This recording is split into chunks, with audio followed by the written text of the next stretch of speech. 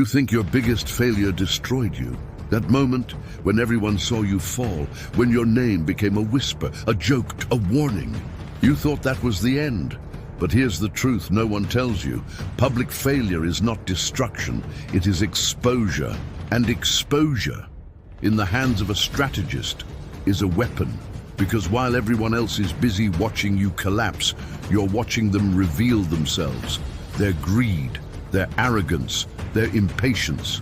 And that's where the game begins. You were trained to apologize, to shrink, to explain, to disappear quietly and hope time forgives you. But the world has changed. In today's landscape, apologies don't restore power, they confirm weakness. The moment you rush to explain yourself, you surrender control of the narrative. You become reactive, predictable, safe to attack. But the Machiavellian mind understands something deeper.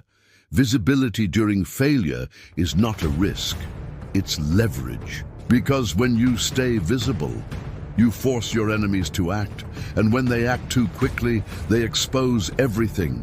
Most people panic when they fall. They try to fix everything immediately.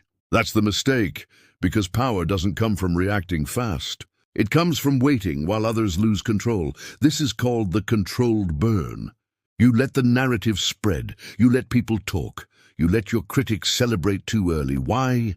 Because overconfidence creates overreach. Watch closely during this phase. Who speaks the loudest? Who exaggerates? Who turns your mistake into a personal attack?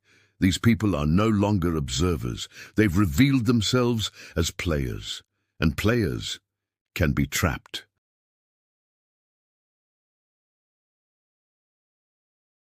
Now the shift begins. This is where most people try to defend themselves. You don't. You redefine the event entirely.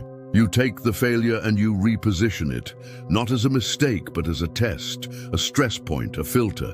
You say without saying directly, this wasn't my collapse, this was your exposure. And suddenly, the story changes. Now the focus is no longer your failure, it's the reaction to your failure. And here's the psychological twist.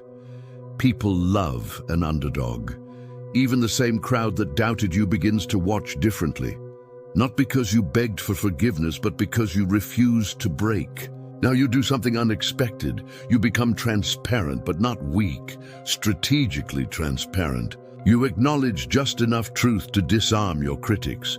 You own the failure so completely that no one can use it against you anymore. Because what can they say that you haven't already said? But here's the hidden layer. While they think you're being open, you're actually controlling the frame, directing attention, shaping perception, rewriting identity. They believe they understand you. That's what makes them blind. Now you do something unexpected. You become transparent, but not weak, strategically transparent. You acknowledge just enough truth to disarm your critics. You own the failure so completely that no one can use it against you anymore. Because what can they say that you haven't already said? But here's the hidden layer. While they think you're being open, you're actually controlling the frame, directing attention, shaping perception, rewriting identity. They believe they understand you. That's what makes them blind. While the world is distracted, you rebuild, quietly, precisely, without emotional noise, new alliances, new strategies, new discipline. And here's the key. You don't come back as who you were. You come back as someone they didn't prepare for. Because they were too busy analyzing your past to anticipate your evolution.